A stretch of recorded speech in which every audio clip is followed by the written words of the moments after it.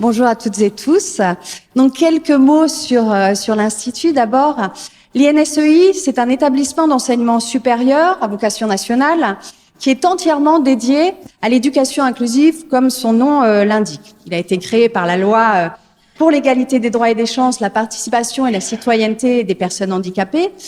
Il est placé sous la double tutelle de l'éducation nationale et de l'enseignement supérieur, et il doit notamment apporter son concours à la définition et à la mise en œuvre des politiques relatives à l'éducation inclusive, au handicap et à l'accessibilité. Donc l'INSEI a 3 pôles d'activité. Un pôle formation qui propose notamment depuis la rentrée le nouveau master enseignement et déficients visuels, qui est le KEGADV masterisé pour ceux qui connaissent cette formation. On a aussi un pôle ressources avec un service de documents adaptés pour les déficients visuels, le SDADV, et un pôle recherche. Aujourd'hui, je suis plutôt là pour vous parler du pôle recherche. Donc l'Institut, il est connu pour son expertise relative à la scolarisation des élèves qui ont un handicap sensoriel, et l'Institut a de fortes relations partenariales avec les associations donc, dans le champ du handicap.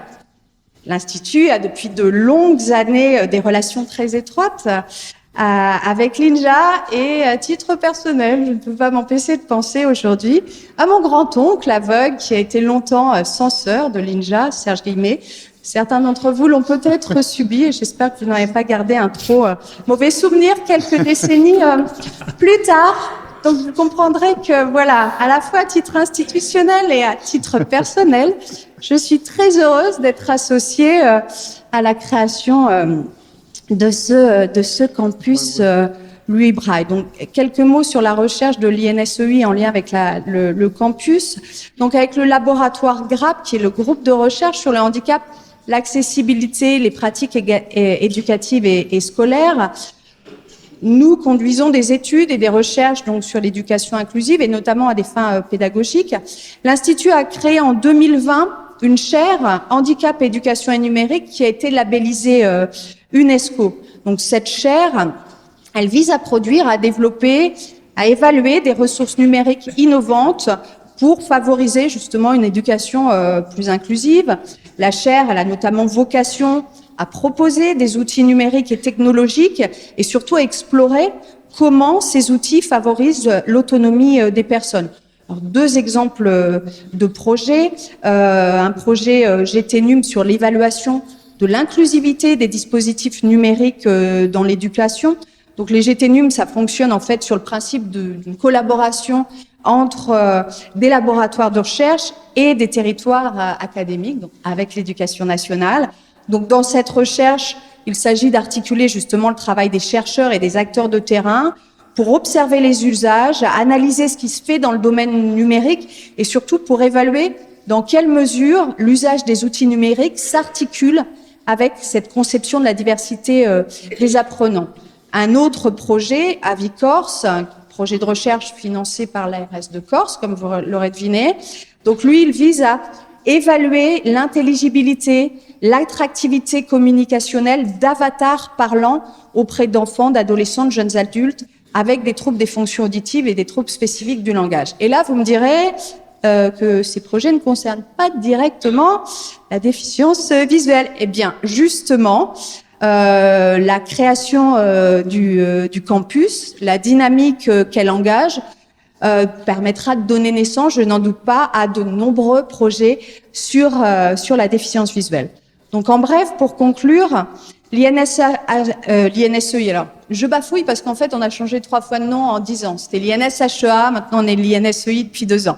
Donc l'INSEI pourra apporter au campus Louis Braille une expertise dans la recherche sur la scolarisation des élèves aveugles et malvoyants, une expérience de l'évaluation des dispositifs et outils numériques dans le domaine éducatif avec des recherches participatives, une réflexion sur l'articulation entre l'accessibilité et la compensation au service des apprentissages, sa proximité avec les acteurs de l'éducation nationale, un vivier d'étudiants de master, puisque nous avons des parcours, donc enseignement et déficience visuelle, mais aussi accessibilité pédagogique et éducation inclusive, et un master conseiller en accessibilité.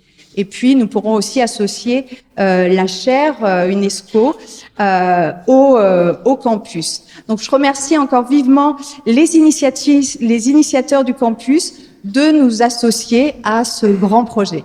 Merci. Merci Muriel Mauguin, directrice INSEI. Peut-être une petite relance, une petite question Ludovic ou Oui, bien sûr. J'ai une question quand même pour Muriel. Déjà, merci effectivement d'en faire partie, de se lancer.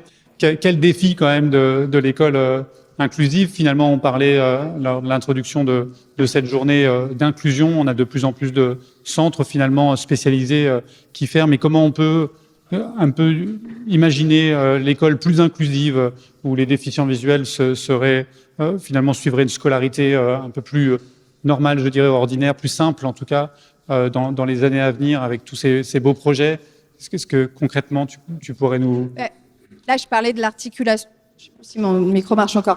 L'articulation entre accessibilité et compensation et de l'enjeu de former tous les enseignants aux pratiques inclusives, mais d'avoir aussi des professionnels et experts de la déficience visuelle. C'est vrai qu'il est difficile d'être très objectif à la rentrée, très objectif, très optimiste à la rentrée, puisque si on regarde du côté des envois en formation par l'Éducation nationale, nous sommes le seul établissement qui propose le module d'approfondissement sur la déficience visuelle pour le KPI, la formation des enseignants spécialisés. Cette année, je regarde la responsable pédagogique, nous avons une personne. Et sur le master enseignement et déficience visuelle que nous sommes très heureux d'ouvrir, nous avons 6 étudiants pour toute la France. Donc c'est vrai que là il y a un réel problème de formation sur des savoirs très spécifiques. Donc un des grands défis, c'est effectivement la formation et ce qu'il y a, bon, c'est un établissement national, il y a peut-être le problème de l'accessibilité aujourd'hui c'est un contexte budgétaire difficile. Il y a des obstacles de cet ordre-là. Mais tu vois, Muriel, à l'heure de l'inclusion, où une personne va peut-être pas suivre un cursus de formation très long, sachant qu'il va avoir un déficient visuel peut-être dans sa classe, un professeur pendant 1 an et pas beaucoup plus. Comment est-ce qu'on peut faire pour se former très rapidement et au moins pour essayer d'avoir le B à bas, je dirais, et suivre la personne déficiente visuelle? Ce sera la dernière question, pardon. Oui. Et l'enjeu, ce sera justement d'être un peu partout sur le territoire et en synergie avec d'autres acteurs pour proposer des formations plus courtes, pour proposer aussi des modules, peut-être en asynchrone, un format, des formats qui puissent permettre à chacun d'avoir au moins des rudiments. Mais là, moi, je pense qu'il doit y avoir une priorité sur la formation des enseignants. Et sur la question de l'accessibilité. Et pour ça, on a besoin de l'INSEI. Merci, Marianne. Merci.